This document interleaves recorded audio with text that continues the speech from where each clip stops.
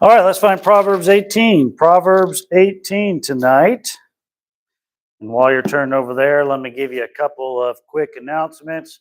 Tomorrow, 3 p.m., Ladies Book Club right here, talking about prayer, asking and receiving by John R. Rice. That is the book of topic. So please come prepared to discuss this great book. So all ladies are welcome to come. We got on the 15th, which is a couple Saturdays. We have the Lighthouse Mission Outreach coming up.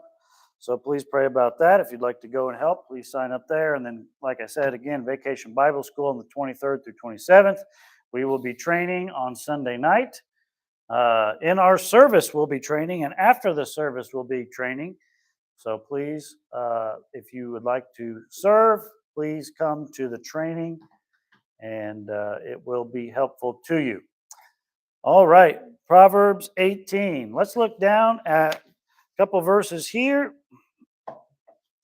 There it is. Let's start with verse number 9. Proverbs 18:9. A little bit of a different proverb here. And, normally these proverbs are two-sided. That's like I always view them as a teeter-totter. It's got one side that says one thing, and another side says the other thing. Sometimes they don't balance each other out. Sometimes they do balance each other out. This is not your typical proverb here. This is more of an informative, instructive proverb. It says in verse 9, he also that is slothful in his work is brother to him that is a great waster. Okay, let's think about this. Let's try to figure out the purpose of it. This idea of the slothful man. Now, this is a very common theme throughout the book of Proverbs. We see the slothful man. This is about his downward trend.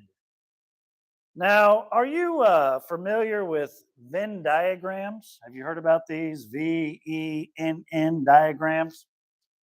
I like Venn diagrams. They're awesome. This is a Venn diagram. You ever seen one of these before? And a Venn diagram, this is just a quick example I pulled up on the internet.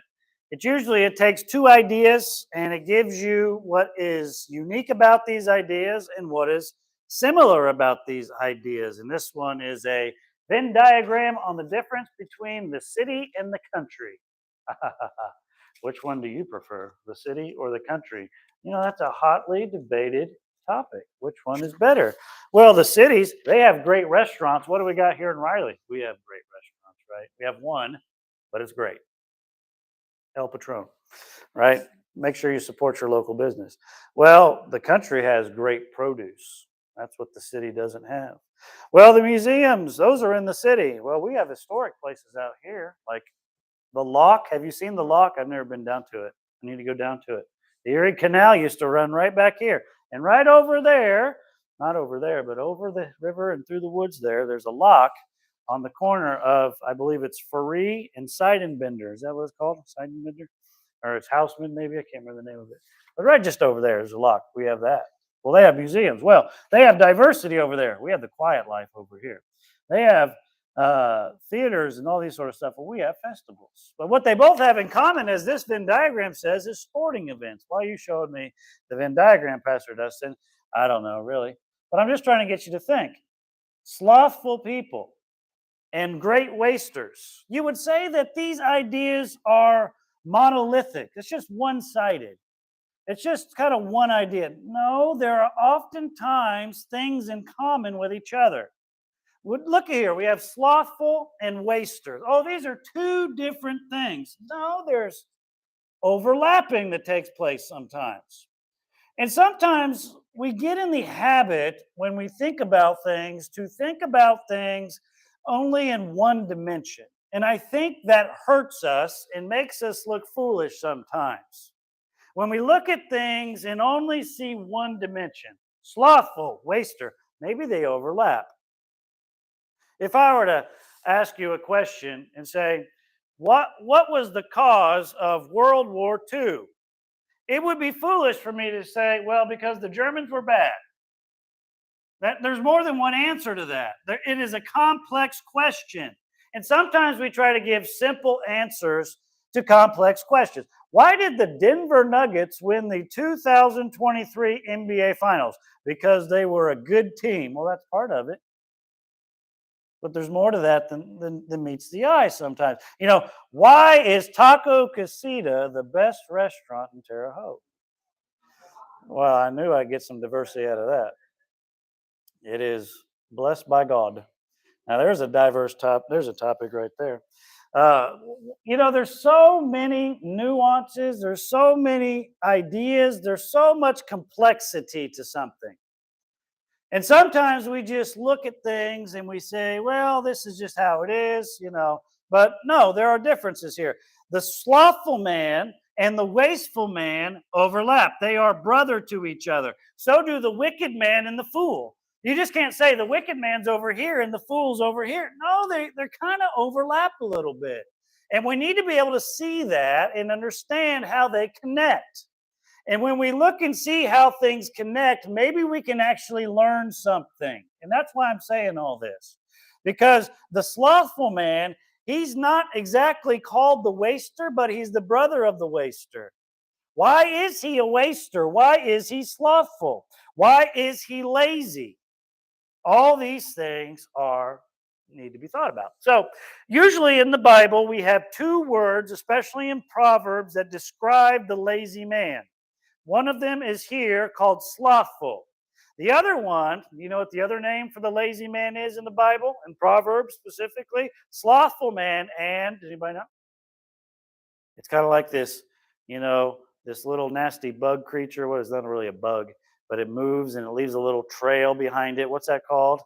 The slug or the sluggard.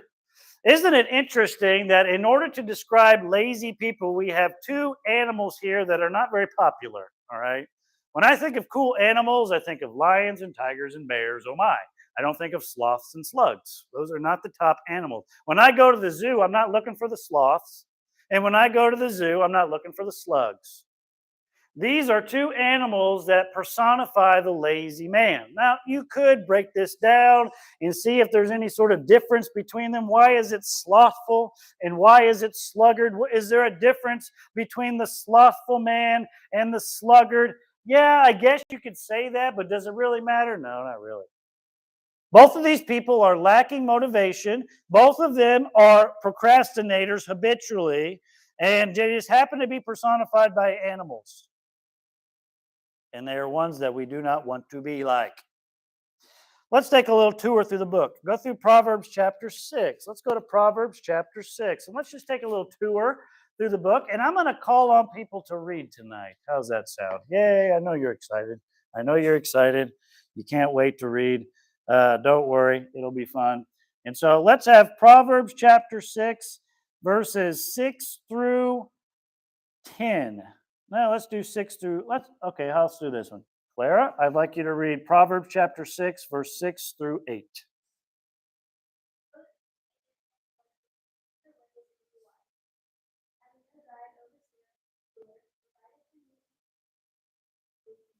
Now this is interesting. He talks about one bug, the slug, which is not really a bug, it's more like an organ. I don't know what it's called. But it's a nasty little thing that moves. And he gives another little thing that moves, and he says, don't be like the slug, be like the ant. Interesting comparison. Jack, if you could read 9, 10, and 11.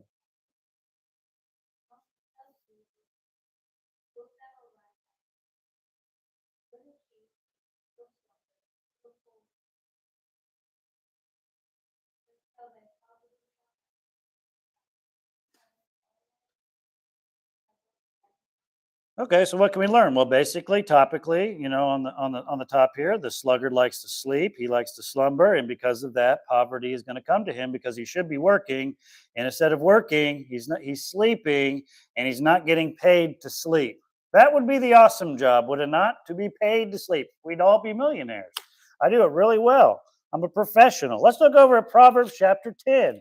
You don't get paid to sleep, and so because the sluggard sleeps, he will find poverty. It says over here in Proverbs chapter 10, verse 26, an interesting idea. Let's have Miss Karen. Proverbs 10, 26, please.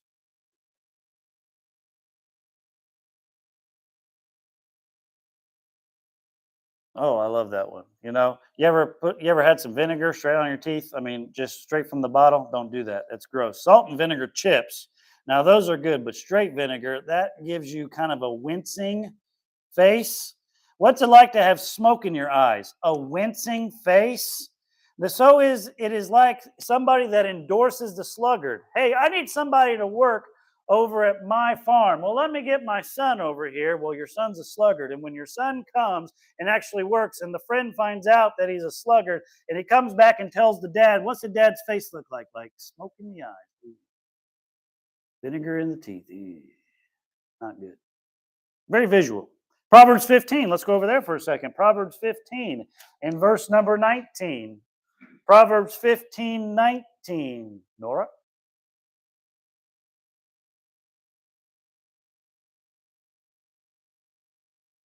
So the slothful man has a way that is hedged up with thorns. It's like everything is difficult, everything is hard. You can't just plainly walk through like the righteous man.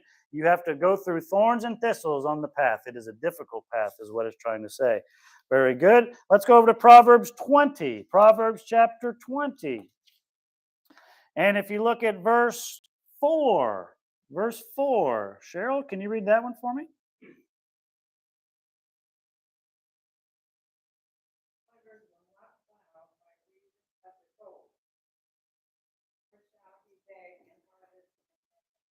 The sluggard is full of excuses, as we see here. Let's look over at Proverbs 21. 21, and specifically down at verse number 25. Rich?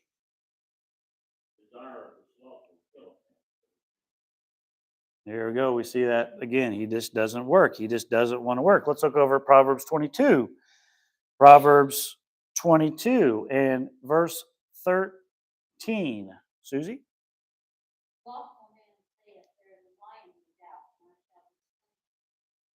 He's always got some ideas. Oh, there's a lion out there. I don't want to die. I better stay in. I can't go to work today.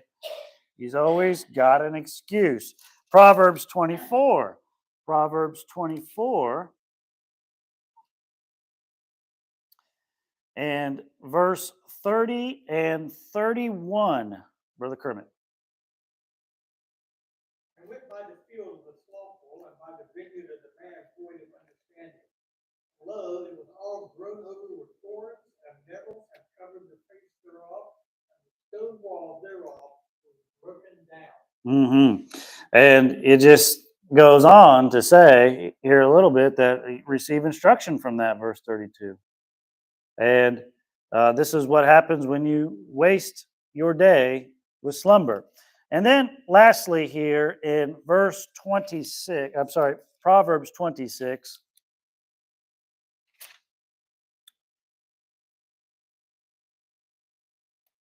Proverbs 26 in verse 13 through 16, Miss Shanna.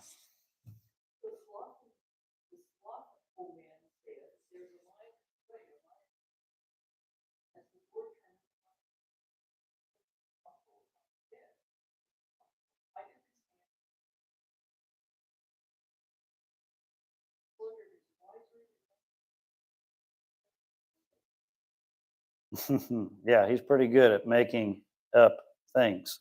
So here we see this man, the sluggard, the slothful, the lazy, the procrastinator. He has an habitual problem. He does everything he can to fester his problem and make it so he doesn't have to do anything. I think we all pretty much understand him in a sense. We all know what it is to be lazy. But if you go over here to verse 9 again of chapter 18, we get a little bit more of an insight, and it simply says, he that is a slothful in his work is brother to him that is a great waster.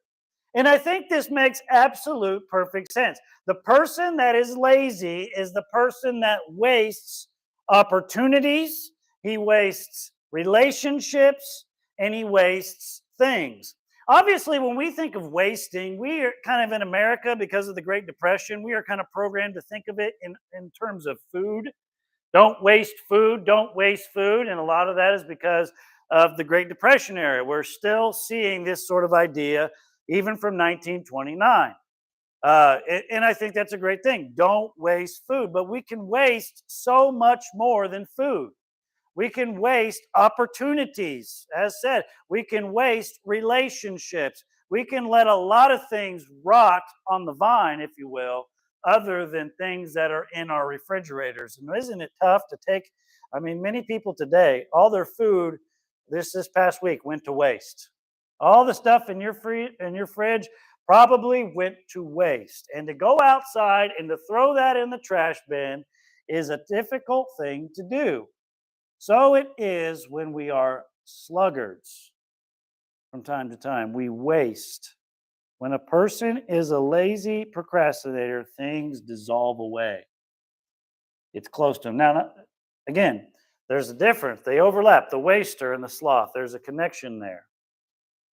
And that is because of pride. And we're getting ready to see that. Now, let's look at verse 10, 11, and 12 here of Proverbs. 10, 11, and 12 of chapter 18. And this is kind of one thought. At least I'm going to make it one thought. The name of the Lord is a strong tower. The righteous run into it and are safe. Now, not literally running into it, okay? That's kind of the joke. There's a song that we used to sing at Bible college that I'd never heard. There's a lot of songs I never heard till I got to Bible college. But there's a song based upon this, and they used to do hand motions with songs for kids. The righteous run into it, and this was the motion. Not running into it, but it was kind of a joke. They're going inside of the tower, not running up against the wall. Then you have verse 11 here, which is connected. The rich man's wealth is a strong city compared with the strong tower in verse 10, and has a high wall in his own conceit. Before destruction, the heart of a man is haughty, and before honor is humility. Let me talk a little bit about this verse 10 here. The name of the Lord is a strong tower. The righteous run into it and is safe. This is talking about the safe man, the stable man, really, and his proper hiding place. Now, again, this is not meant to be taken literally, but figuratively, and not just the part of running into it. This is not saying that God is a strong tower, literally. It is a figurative statement. Many of these proverbs are, but nonetheless, we need to be able to think figuratively in this. Now, this allows us to recognize symbols when we think figuratively, to see the metaphors, the similes, the analogies, the allegories that help us to get the true meaning of the text. Okay? So we're not looking for a castle called the name of the Lord. The name of the Lord is a strong tower, is a teaching or a mechanism to help us to understand it. Now, the word tower here literally means fortress. It literally means what many of us had ancestors living in during the medieval periods, a castle. I've never been to a castle before. Anybody ever been to a castle? Good for you. I'm jealous. I want to go. I got to get over to a castle. They're pretty impressive to look at. I've watched videos on YouTube. That's the only castles I've been to are YouTube castles, and seeing how people describe how they're laid out. They're pretty easy to understand. These were the places you wanted to be if a war was breaking out. If somebody is in the fields, in the hills, coming at me, take me to the castle, and I'll be okay. Pretty much how most people thought, and they were right. Their location and terrain was key. Usually you want it strategically positioned in a place that was elevated on all sides, and so people couldn't storm the castle walls. That was a big deal. You wanted to have usually a mountaintop castle was a great one to have, so it would not be breached by attackers. You wanted fortifications around in the castle. Typically, these were towers that were on the corner. That's what we think of when we think of a tower. Usually a castle had several towers where people could look out and even use those to attack from there. You probably would like a moat or a drawbridge with crocodiles, or sharks or lava. That would be good. Something to kind of keep the guys from getting up close to the walls. Usually a castle had a keep in it, which was a place inside of the innermost parts of the castle that was extremely fortified with thicker walls, a stronger gate, and all these sort of things. Many of these castles had, forgive the term, murder holes. Are you familiar with this? Murder holes and arrow slits, which you could drop things out of the murder holes like rocks down on top of people. That'd be a terrible way to die. In fact, even in the book of Judges, there was a judge. His name escapes me now.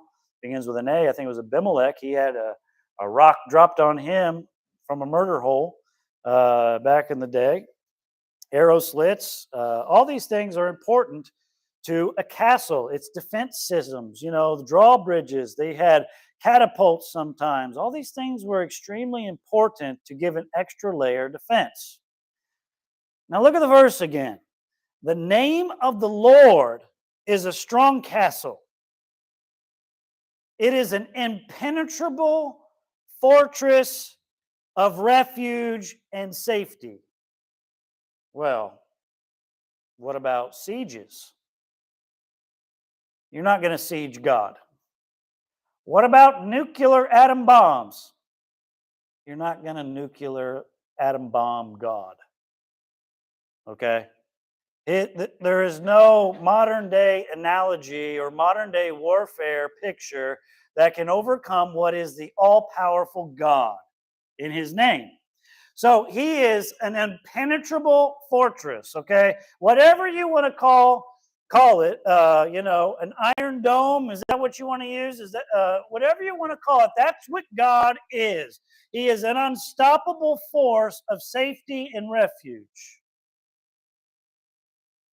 The question then comes up, okay, how do I figuratively run to a figurative castle called the name of the Lord?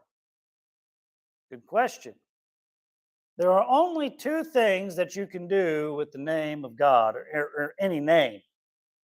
There's only two things you can do with the name, basically. Understand it and speak it. That's pretty much all you can do. Understand the name and speak the name. And those are what we have to do in order to figuratively run to the name of God. We must understand who he is. And I've said this many a times, that the name of God explains the character of God, the nature of God. They help us to understand the person of God, what he does and how he operates. The names of God teach us about God. Understanding them is important. And secondly, saying the name is how you run to it. Meaning that when I am in need of defense, I call upon the name of the Lord. And that's how it starts with salvation. For whosoever shall call upon the name of the Lord shall be saved spiritually from the depths of hell, from the penalty of sin. Yes, but still, to get out of danger in my Christian life, to go through trials, I still need to call upon the name of the Lord. And his name is a strong tower. The righteous can run into it and are safe. But you got to call the name. You have to say, God, I'm calling upon the name Jehovah, the I am. Help me. Elohim, help me, the Creator God. Emmanuel, be with me. Jehovah Jireh, provide for me. You have to call on the name. And also, not just call upon the name, but promote the name. Share the name. Explain the name. Tell people about the name. Because they need refuge too. Turn over to Psalm 18. We're in Proverbs 18. Turn over to Psalm 18. Solomon's father, David, spoke a lot about this sort of truth.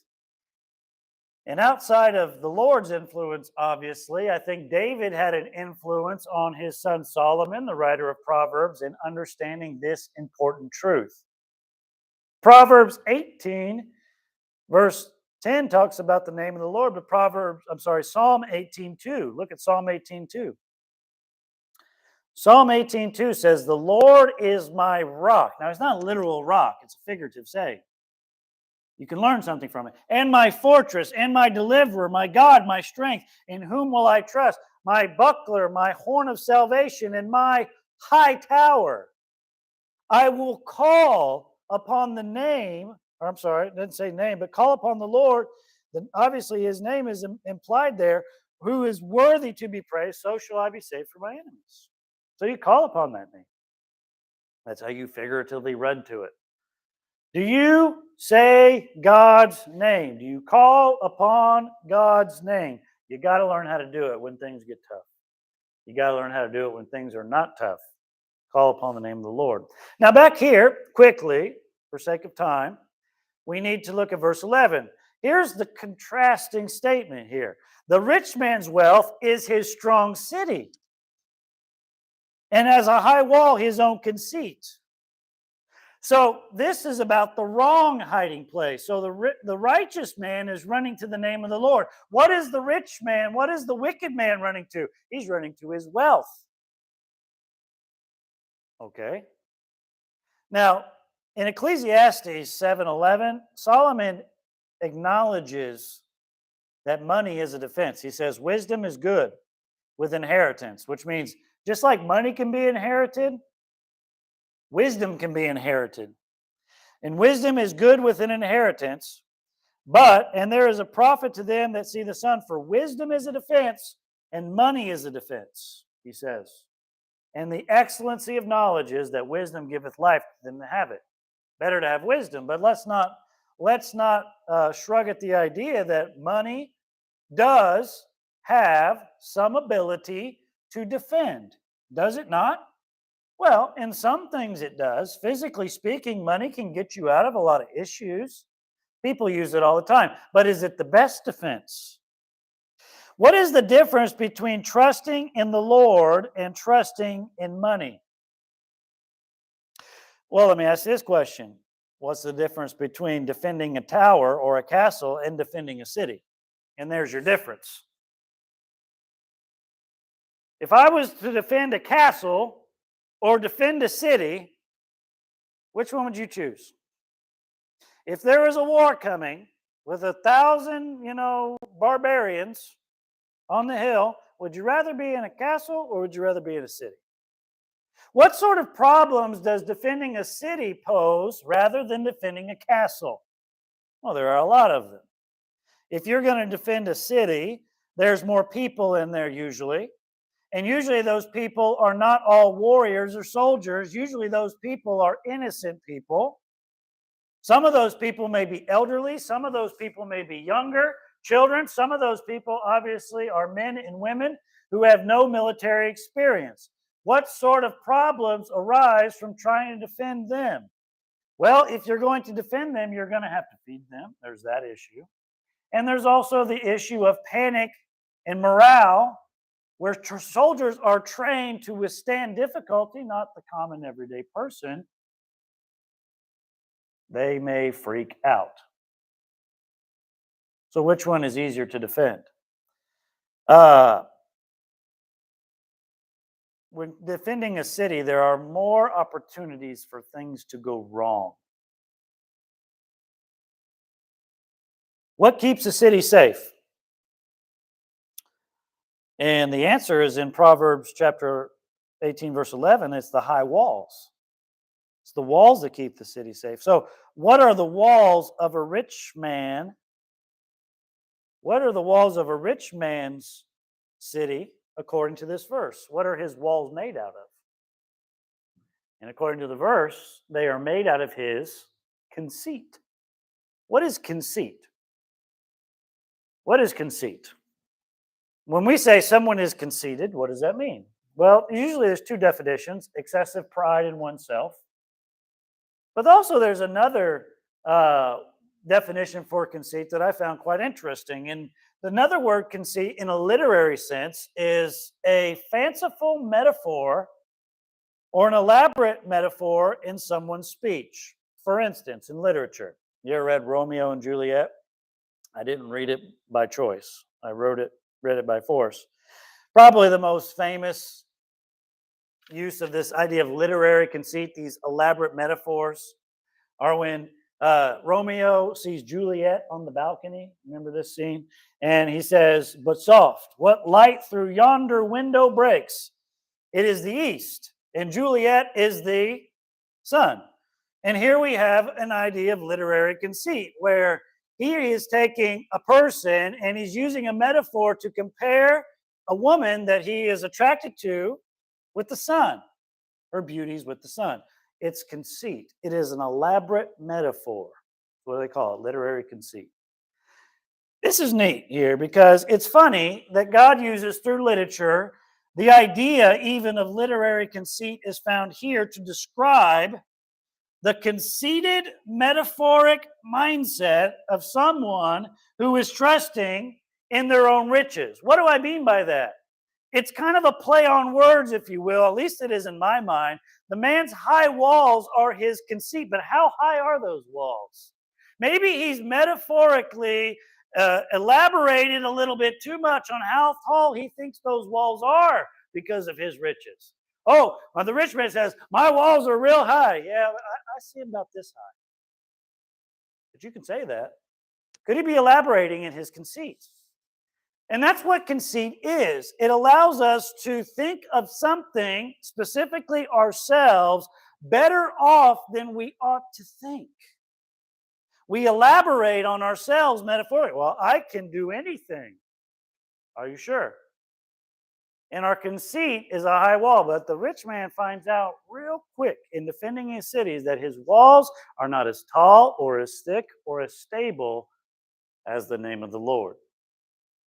And that's what I really pull out of this here today. We have to be careful about, in our own conceit, in our own imagination, in our own ideas, thinking of ourselves unbiblically or thinking of God unbiblically. Sometimes we minimize things.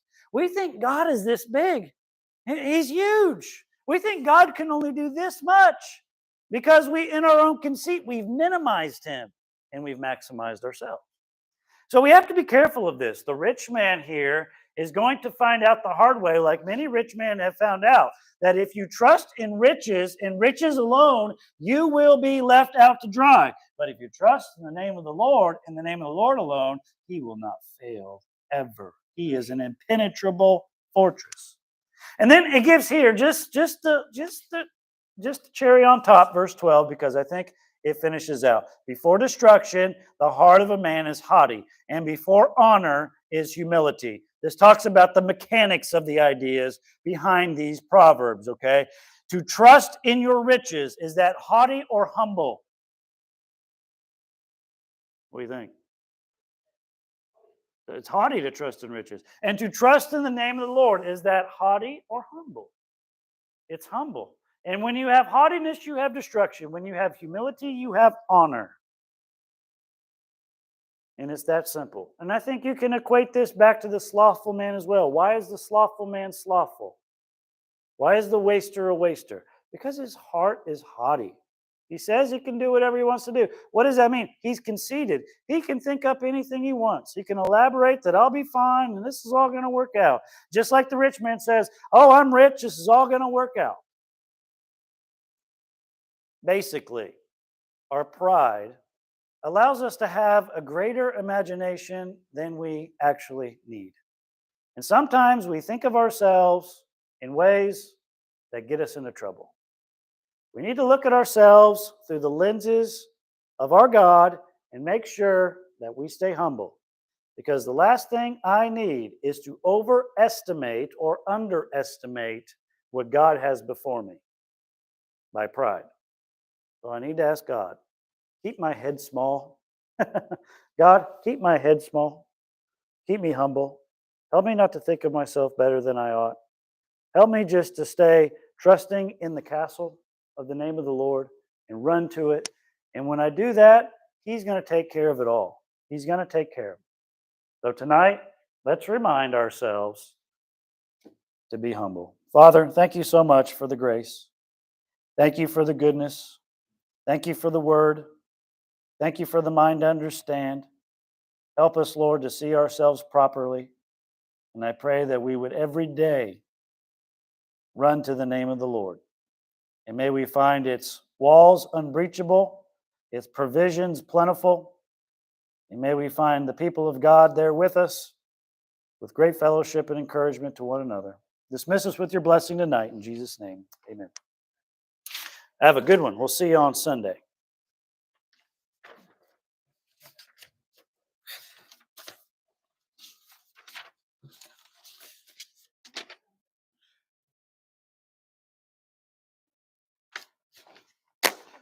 Grab you a VBS flyer or a VBS sign if you want one, and a little metal stake to go with it.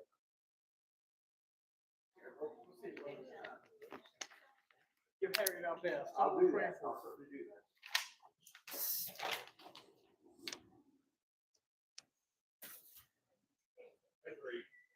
You guys. Hey, Hey. you have to strumming on Sunday for me? Say what, brother?